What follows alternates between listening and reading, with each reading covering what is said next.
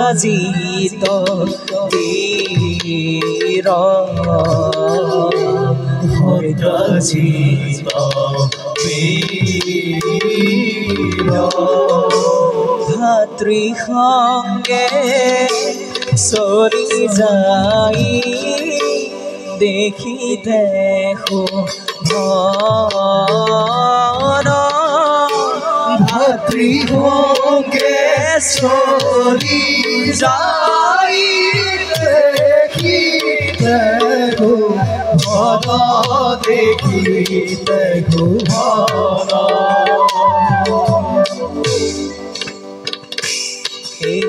মতে পাইলা গোরা ভভার ভিতর ভভার ভিতর রাম হরি রাম হরি বোলা নিরন্তর বোলা নিরন্তর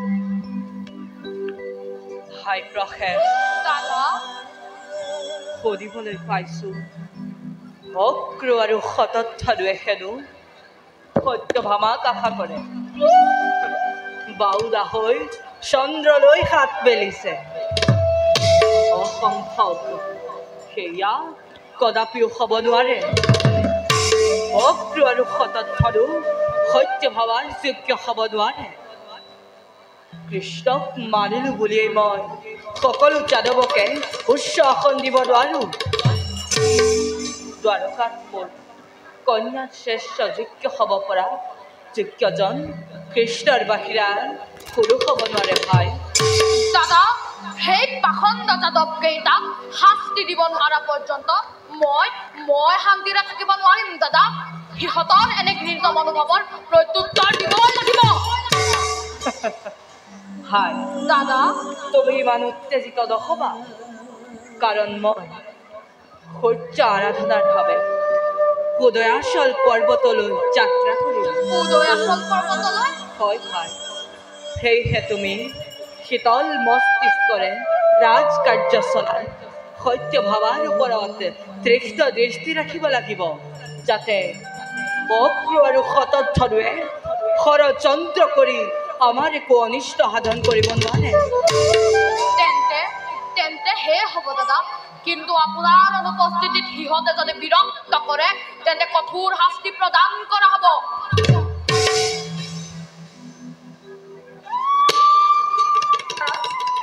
পিতা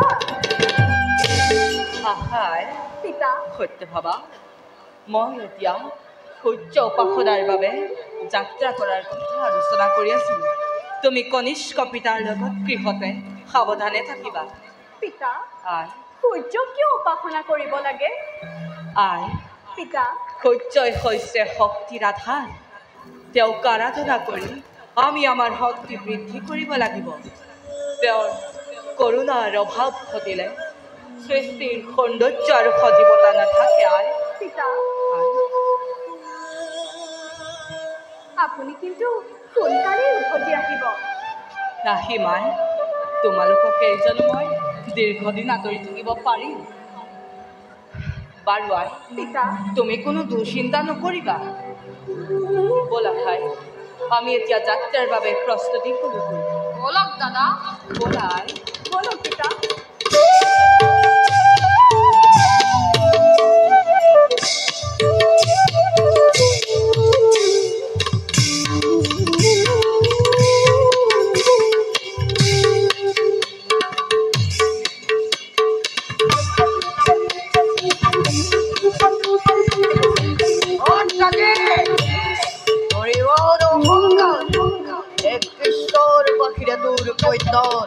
উপযুক্ত মোর দায় বলে খন্ডে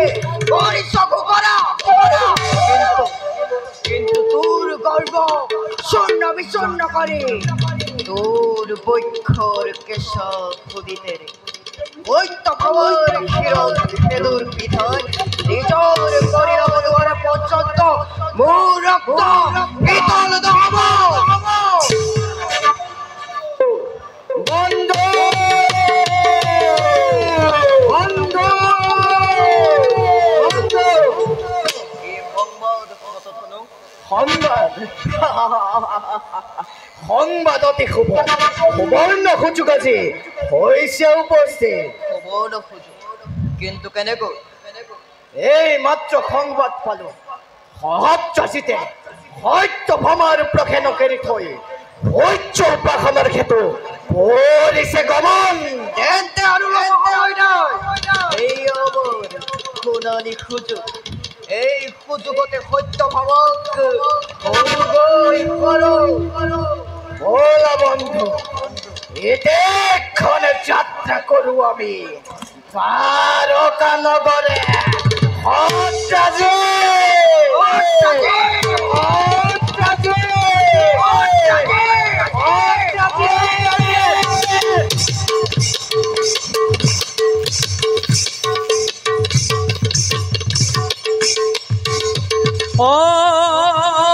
হৰি মা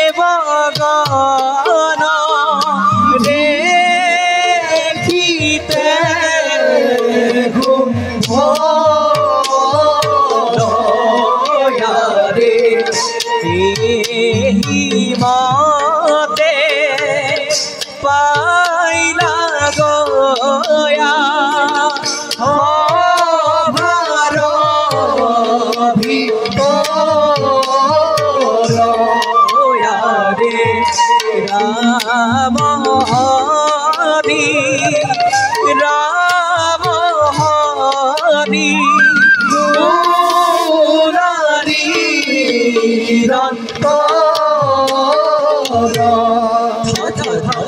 রাধে তাকে নাও দিদি তাকে শিখাই রাধে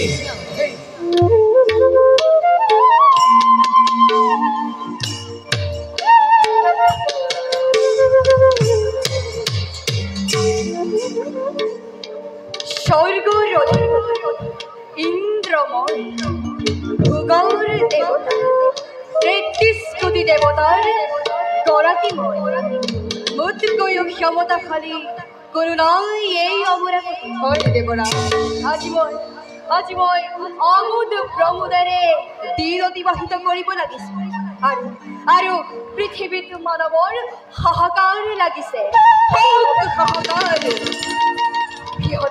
সিহঁতে এই ইন্দ্ৰক পূজা নকৰা পৰ্যন্ত যন্ত্ৰণা ভোগ কৰিবই লাগিব হয় অতিবৃষ্টি অনাবৃষ্টি আৰু অকাল বৃষ্টিয়ে সিহঁতক মই ভীষণ শাস্তি প্ৰদান কৰিম বায়ুৰ গতি ৰুদ্ধ কৰি অগণি প্ৰজ্বলিত কৰি সিহঁতৰ মাজত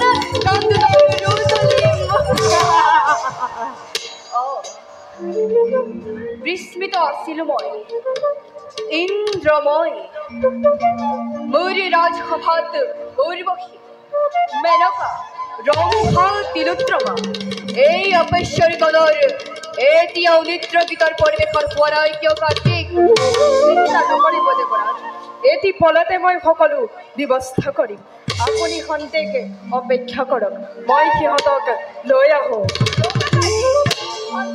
অপেক্ষা কৰা কি হ'ল বৰুণ তোমাৰ উদ্দেশ্য কিয় বাধা দিলা মোক সূৰ্য উদয়ৰো বহু সময় হ'ল ইন্দ্ৰৰ ৰাজসভা এতিয়াও শূন্য কেনেকৈ শূন্য হ'ব ইন্দ্ৰৰ ৰাজসভা স্বয়ং দেৱৰাজ ৰাজসিংহাসনত বিদ্যমান দেৱসেনাপতি কাৰ্তিক আৰু ময়ো সভাস্থলী নহয় বৰুণ অপেশ্বৰীগণ নাথাকিলে ৰাজসভা একেবাৰেই মূল্যহীন মহাদেৱৰ তনত দেৱসেনাপতি কাৰ্তিকৰ কাণ্ডৱ জ্ঞান ৰহিতা বুলি মোৰ ধাৰণা হোৱা নাছিল আৰু আনফালে দেৱৰাজৰো যে দগ্ধ হোৱা বৰুণ তুমি কিন্তু সীমা অতিক্ৰম কৰি গৈছা এই বৰুণে সীমা অতিক্ৰম কৰিলেও দেৱৰাজৰ চৰম সীমাতকৈ বহু নিলকা বৰুণ আস্ফালন কৰি লাভ নাই দেৱসেনাপতি কাৰ্তিক যি সময়ত ধৰিত্ৰী নন্দন প্ৰবল প্ৰতাপী অসুৰে স্বৰ্গ মধ্য পাতালত প্ৰলয়ৰ ঝংকাৰ তুলিলে সেই সময়ত স্বৰ্গৰ সিংহাসনত বহি দেৱৰাজ ইন্দ্ৰই অপেশ্বৰীগণৰ লগত ভোগবিলাসত মত্ত হ'ব খুজিছে বৰুণ তুমি কি ব্যক্ত কৰিব খুজিছা নৰকাসুৰ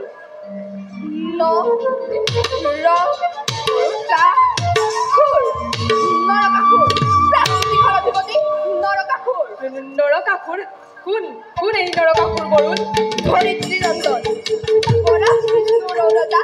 নৰকাসুৰ সেই নৰকাসুৰে আজি ক্ষতকাসুৰক বধ কৰি প্ৰাগজ্যোতিষৰ সিংহাসন আৰোহণ কৰিছে দেৱৰাজ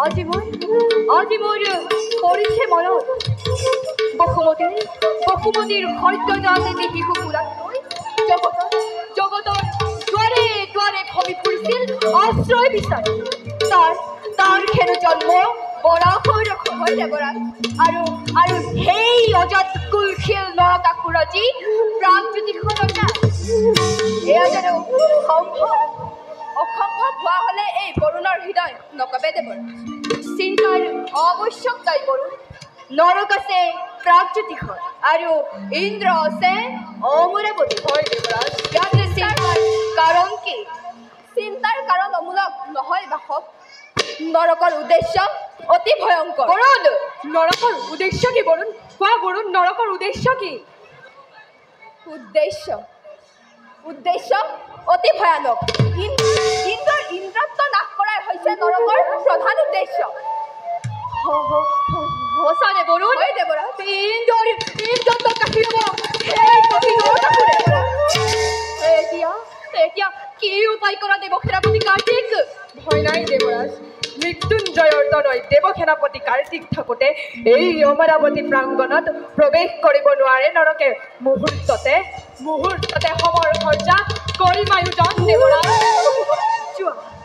যোৱা কাৰ্তিক মুহূৰ্ততে প্ৰতিৰোধৰ ব্যৱস্থা কৰা ভাল আৰু বৌলা বৰুণ বৌলক দেৱৰাজ।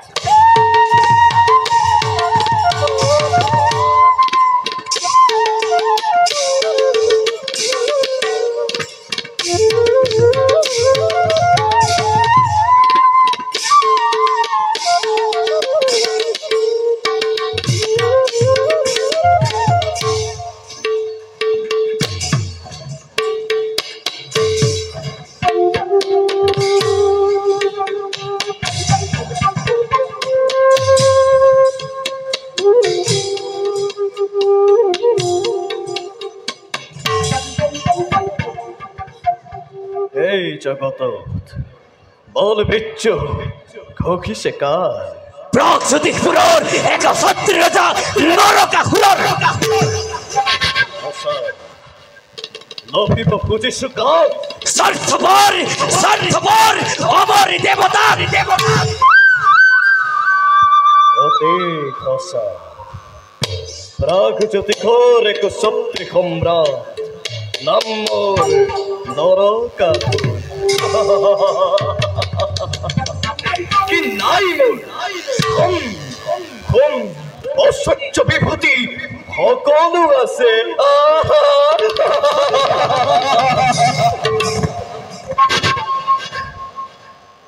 কিন্তু সকলোৱে মোক জাৰজ বুলি গড়ে নৰকাসুৰ তই এটা জাৰজ নৰকাসুৰ তই এটা জাৰজ নৰকাসুৰ তই এটা জাৰজ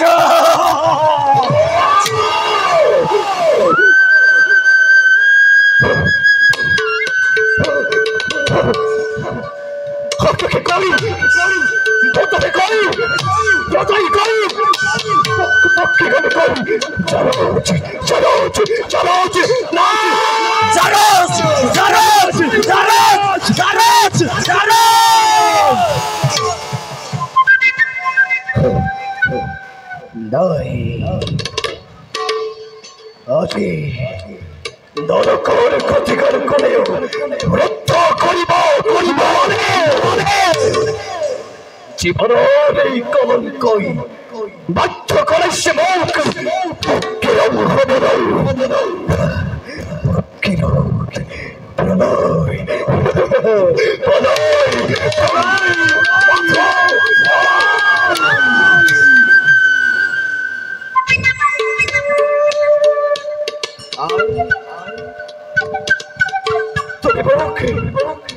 তুমি মোক কিয় জনম দিছিলা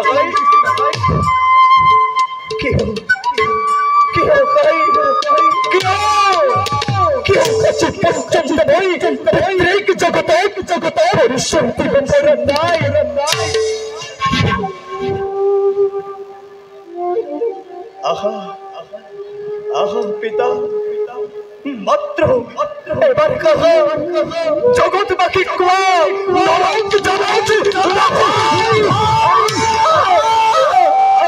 পিতা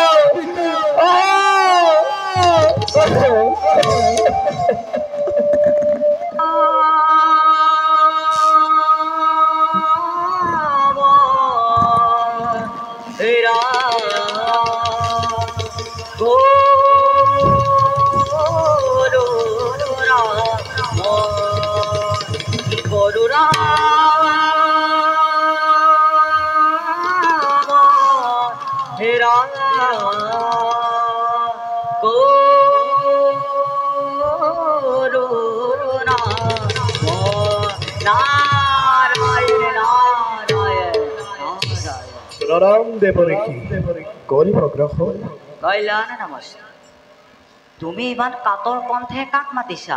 সকলো জানি দেৱৰীষি আপুনি কিয় মোক কৰিছে চালনা? নাৰায়ণ সত্যই মই একোৱেই নাজানো। তেন্তে শুনক দেৱৰীষি, আজি মই চলুক্য বিজয়ী ত্ৰাসমান সকলো টিকাজি মোৰে ভয়ত কিন্তু বুলি আকৌ ৰলা কিয়? কিন্তু দেৱৰীষি আজি পৰ্যন্ত মই পিতৃ পৰিচয়হীন সকলে মোক জাৰত বুলি কৰে উপকাৰ জগতে জানিব লাগিব দেৱৰীষি মোৰ পিতৃ কোন সেই কথা তোমাৰ মাতৃয়ে সদৰি কৰিলে হ'ল কৰিছিলে দেৱৰীষি কৰিছিলে হয় দেৱৰীষি কিন্তু সেই কথা কৰেও নকৰিলে বিশ্বাস মাতৃক কলংকিত বুলি মাতৃক বৈশ্য বুলি মোক জাৰত বুলি জগতত সকলোৱে দিলে পৰিচয় আৰু তুমি কি কৰিলা দেৱৰীষি ঘটকাকুলক বধ কৰি প্ৰাগজ্যোতিষৰ ৰাজসিংহাসন মই কৰিলো গ্ৰহণ আৰু এতিয়া স্বৰ্গ দত্ত পাতাল সৃষ্টি কৰি মাত্ৰ দেৱতাৰ সিংহৰ নাৰায়ণ নাৰায়ণ উত্তম অতি উত্তম মই তোমাৰ বীৰত্বক প্ৰশংসা কৰিছো তথাপিও দেৱৰীষি মই যে জানো মাতৃমৰী বেশ্যা মই পিতৃ পৰিচয়হীন নহয় তোমাৰ পিতৃ আছে আছে কিন্তু অন্য ৰূপতহে আত্মপ্ৰকাশ কৰিছে কোন দেৱৰীষি মোৰ পিতৃ কোন তোমাৰ পিতৃ ব্যাকুল নকৰিব দেৱৰীষি মোৰ পিতৃ কোন তোমাৰ পিতৃ কোন দেৱৰীষি কোন তোমাৰ পিতৃ দ্বাৰকাপতি কৃষ্ণ দ্বাৰকাপতি কৃষ্ণই তোমাৰ পিতৃ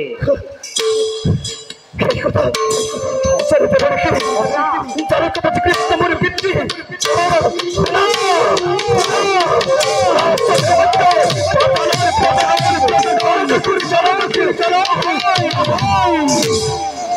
দ্বাৰকাপুৰ পিতৃ পৰিচয়হীন নহল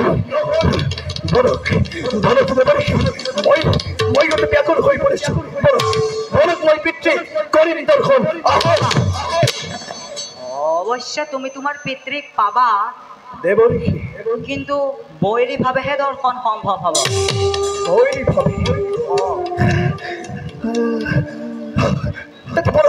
বলক দেৱৰীষি এই মুহূৰ্ততে দ্বাৰকাত মই কৰিম আক্ৰমণ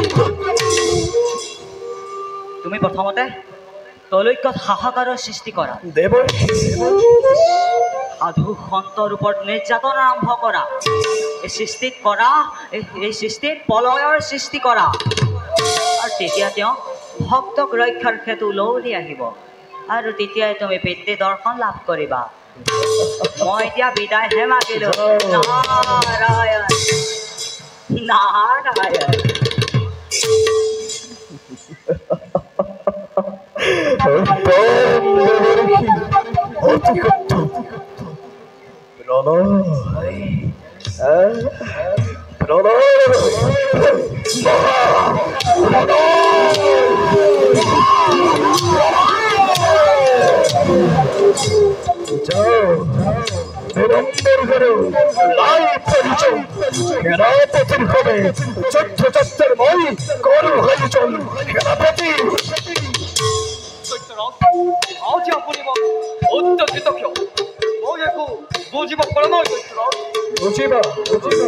বুঝিবা সেনাপতি সকলো বুঝিবা আজিৰ পৰা মই কলংকমুক্ত মই জানো পিতৃ পৰিচয়হীন নহয় সেনাপতি মোৰ পিতৃ কোন জানা দ্বাৰকাপতি কৃষ্ণ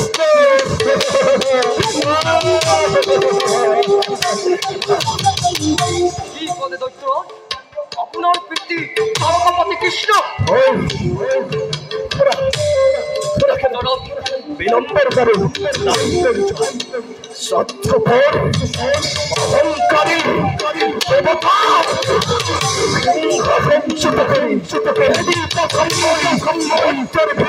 ভিতৰে এই মুহূৰ্তে বেশ কথা মই তাকেই ভাবিছো ঘৃণিত দেবতাৰ নাম শুনিলে সমগ্ৰ শৰীৰ ৰোমাঞ্চিত হৈ উঠে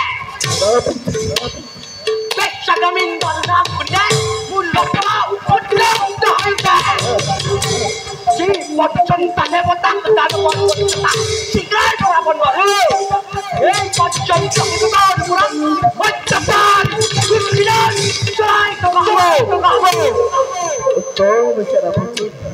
ভাগ্যবান সর্বই আমাকে বীরগাই দারোদ সমাচার বলা বলা সরকার দেখানি গরিব আক্রমণ সমাচার করি মেদিনী কামাই জয় চৈত্রাস্ত্র খুলো জয় জয় চৈত্রাস্ত্র খুলো জয় জয় চৈত্রাস্ত্র খুলো জয় জয় জয়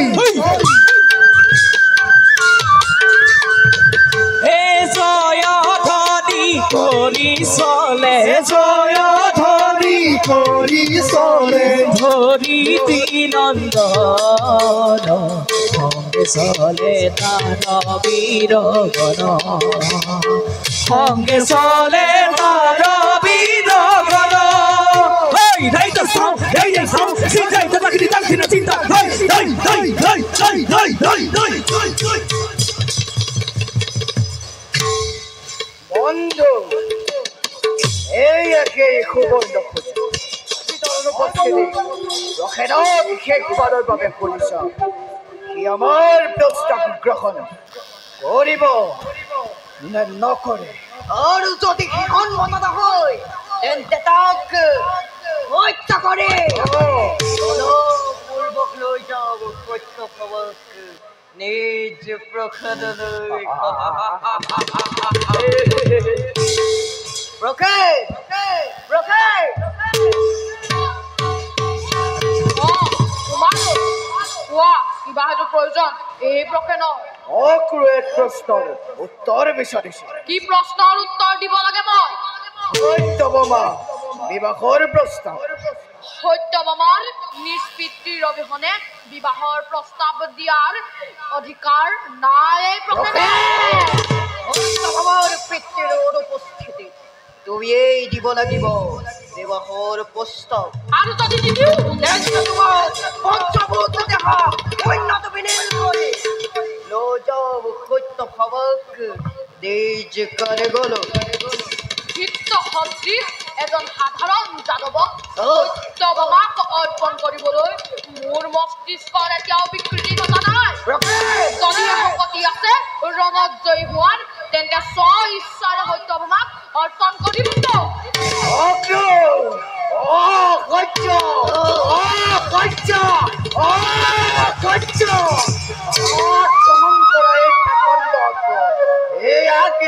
হত্যা কৰে সত্যভামাক লৈ যাও আমাৰ সহিতে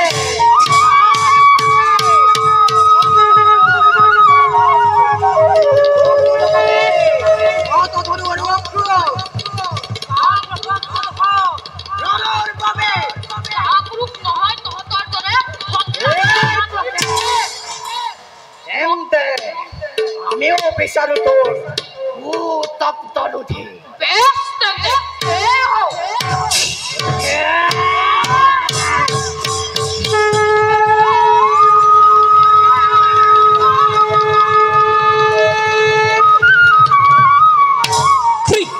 Kita, sikitai, sikitai, kita, siti, nagu, tai, sitter, kita, dhani, tadi, rao, ena, kita, siti, nagu, tai.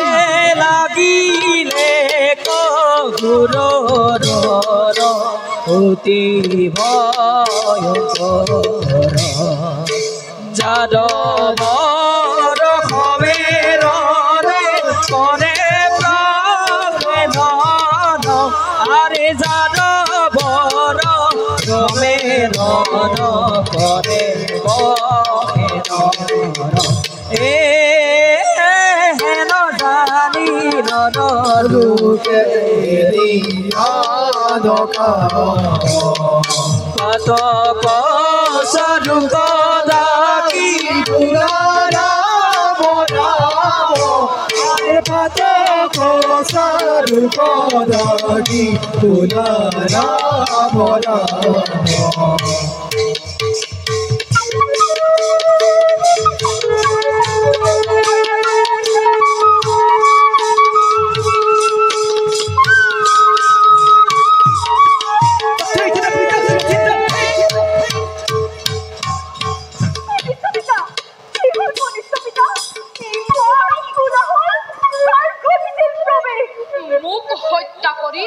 তোমাক হৰণ কৰি নিবলৈ অক্ৰু আৰু হতধনুৱে গোপনে কৰিছিল প্ৰৱেশ। মোৰ হৃদয় কঁপিব লাগিছে। পুনৰ কিম্বা হ'ব ঘটন পিতা, পুনৰ কিম্বা হ'ব ঘটন। হয় নাই সত্যৰমা, পাখণ্ডকেইটাই ৰণত টিচ দিব নোৱাৰি ৰণ ভংগ কৰি কৰিছে পলায়ন।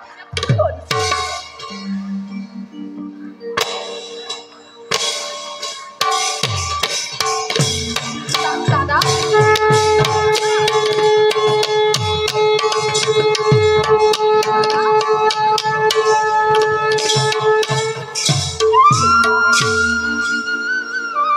কি হ'ল তোমালোকৰ? দুয়ো আচৰিত হলা যে। দাদা আপোনাৰ কণ্ঠন ইমান উজ্জ্বল, এইটো কি? ইমান জিলিকনি মই আজিলৈকে ক'তো দেখা নাই। কওক পিতা, কিহৰে অপৰূপ জ্যোতি? আই পিতা, সত্যক আৰাধনা কৰি লাভ কৰি পোৱা এয়াই শ্যামন্তক মহা। শ্যামন্তক মণি? হয় আই, এই মণিৰ মহিমা অপাৰ। মণি লাভৰ ওপৰত হৈছিল এক দৈৱ বাণী। মনিৰ মহিমা কি কৈব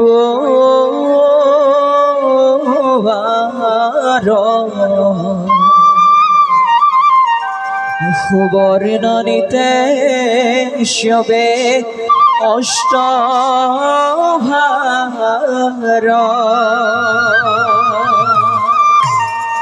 জিস্থানে থাকে ইটো শ্যামন্তক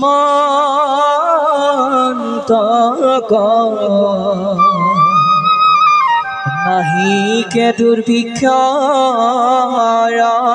বাৰী মৰ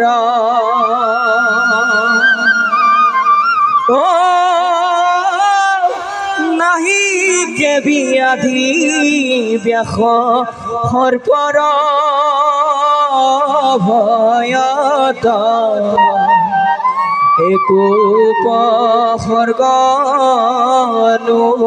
পজে ভয়।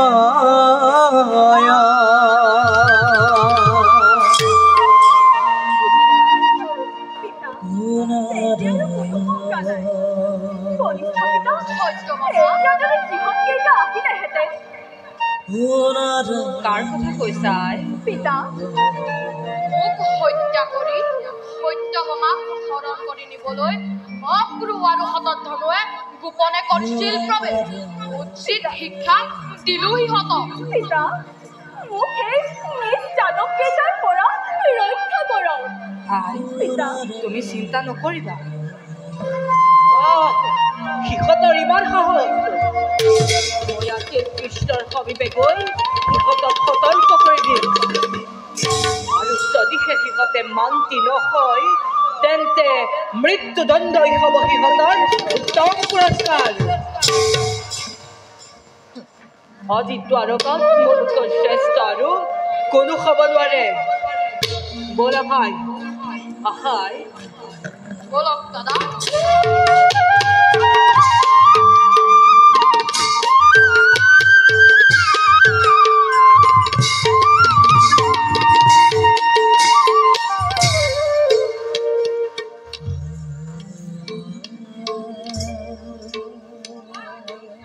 তাৰ পাছত কি হ'ল অক্ৰুৰ? কোৱা। ত্ৰাজিত আৰু প্ৰখেদৰ বতে দ্বাৰকাত হেনো তেওঁলোকৰহে আধিপত্য বিস্তাৰ হ'ব লাগে। বলৰ লৰত বোলে ঈশ্বৰ নামানে প্ৰভু। কোন আহিব ধৰিছে? স্বয়ং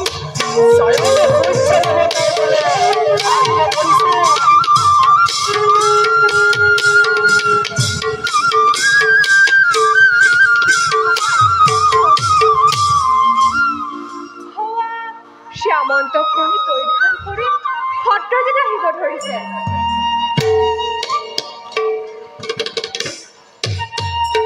দ্বাৰকাপতি মোৰ প্ৰণিপাত গ্ৰহণ কৰিব। আহা সত্ৰজিৎ, তুমি মহাভাগ্যৱান। কেনেকৈ ৰবিনায়ে শ্যামন্তক মণি? দ্বাৰকাপতি, বহু সাধনাৰ ফলত সূৰ্য দেৱতাৰ শেষ দেৱালীয়ে শ্যামন্তক মহামণিময় কৰিলো লাভ। এই মণিৰ বহিবা অপাৰ, এই মণি দিয়ে প্ৰতিদিনে অষ্টবাৰ সুবৰ্ণ দান। এই মণিৰ প্ৰভাৱত দুৰ্ভিক্ষ মাৰি মৰকাদি একোৱে স্পৰ্শ কৰিব নোৱাৰো। বুজিলো, এই অমূল্য সম্পদ যদুপতিৰহে যোগ্য। সেইটো আকৌ কেনেকৈ সম্ভৱ? সত্ৰজিৎ, কিয় নহ'ব? ৰাজ্যৰ শ্ৰেষ্ঠ সম্পদ ৰজাৰ হাততে থাকিব লাগে। আৰু যদুপতি কেৱল দ্বাৰকাৰেই নহয়, জগতৰ গৰাকী।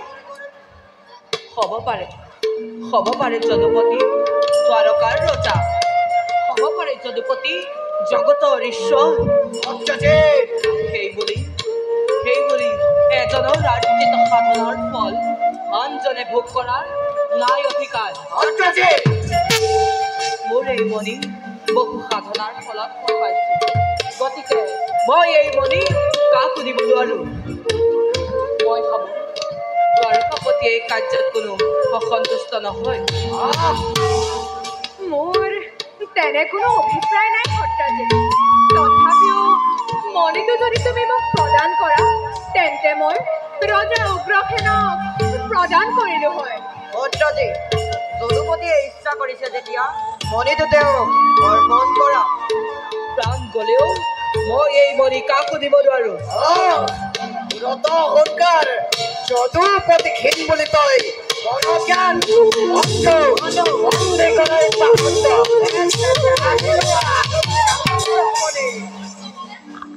তাক বন্দী কৰা। আমি এই তোৰ দাদাক বন্ধে কৰে কাহিলাম শ্যামন্তক মণি। ক্ষান্ত হোৱা তোমালোক, ক্ষান্ত হোৱা তোমালোক। জ্ঞাতিৰ ৰক্তেৰে দ্বাৰকা ৰঞ্জিত কৰা কিয়? যোৱা সত্ৰজিৎ, প্ৰসেনক লৈ যোৱা। যাওঁ যদুপতি, কিন্তু যোৱাৰ আগতে এটি কথা কৈ যাওঁ।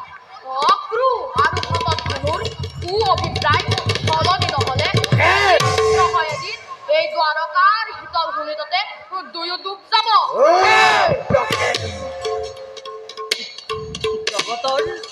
জগতৰ গৰাকী হৈও যে দ্বাৰকাপতিৰ ইমান আক্ৰোশ থাকিব পাৰে, সেয়া মই কল্পনাও কৰা নাছিলো। ব'লা প্ৰসেন, বলক দাদা।